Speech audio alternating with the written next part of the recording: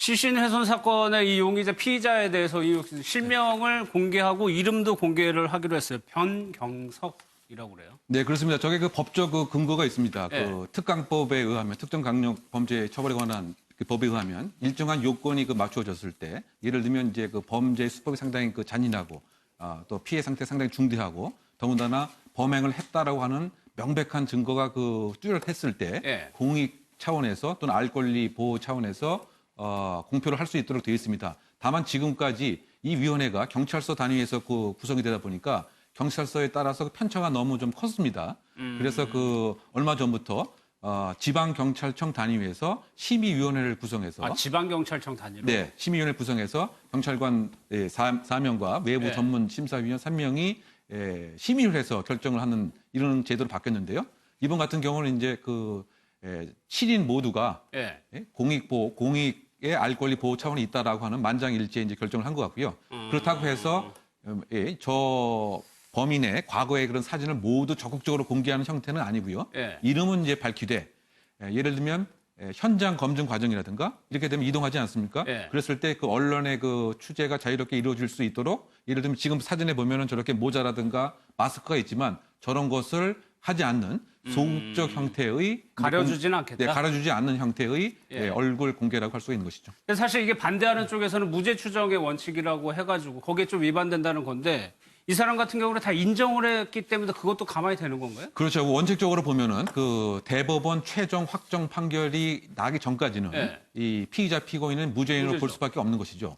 그런데 지금 일단 본인이 다 그 자백을 하고 구속영장이 발부된 상태로 한다면 네. 적어도 유죄라고 하는 것은 이 상당 부분 합리적 의심을 배제할 정도로 있는 것이 아니냐. 예. 그래서 결정을 이제 하게 된 것입니다. 다만 이제 반대론자들은 아니 그렇다고 해도 나중에 혹시 다른 진범이 나올 수도 있는 이런 것도 있지 않느냐. 그래서 개인의 피의자 피고인의 프라이버시를 지켜줘야 된다. 예. 이런 그 반론이 그 있긴 합니다만 지금 서구 선진국을 봐도 우리처럼 저렇게 모자와 마스크로 이렇게 제공을 하면서 얼굴을 가려주는 경우는 거의 이제 없습니다. 아, 그래요? 네, 뭐 그런 측면에서 이번에 결정은 뭐 적정한 것이 아닌가 생각이 되고 혹시 저런 얼굴을 통해서 만에 하나 또 다른 피해자가 있는 경우에는 추가 정보를 제보함으로써 여죄 수사도 이제 가능하게 되는 장점이 있고요. 예. 또 저것이 이제 잠재적 또 다른 범죄자들의 범죄 억지력을 담보하다는 측면에서 뭐 장점이 분명히 있습니다. 그럼에도 불구하고 이제 국내에서는 인권 보장, 무죄 추정의 원칙을 계속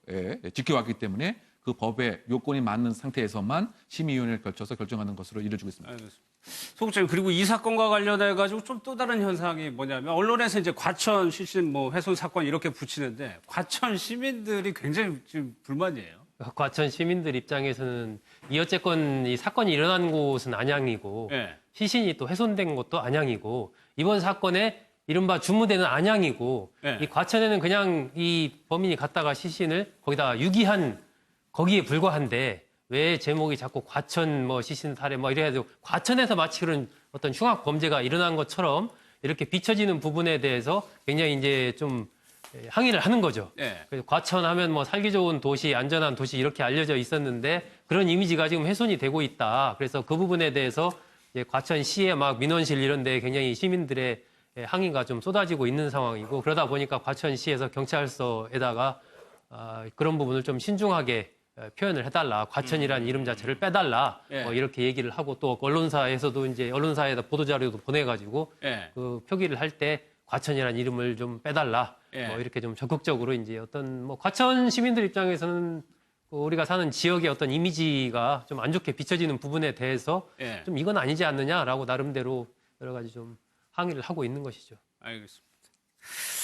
다음은요, 고은 시인이 명예훼손으로 최영미 시인을 고소했었죠. 여기에 대해서 기자회견을 했습니다. 강세영 기자의 리포트. 고은 시인의 성추행 의혹을 폭로했다가 소송을 당한 최영미 시인이 기자회견을 열었습니다. 최 씨는 과거 고은 시인의 성추행을 똑똑하게 목격했다고 거듭 주장했습니다. 제가 술집에서 그의 행위를 목격했다는 사실, 제 두 눈 뜨고 똑똑히 보고 들었습니다. 이 자리에는 한국성폭력 상담소 등 관련 단체 회원들도 함께 참석했습니다. 자신의 범죄 행위를 인식조차 못하고 있는 그는 자신의 명예를 스스로 더럽히고 있습니다.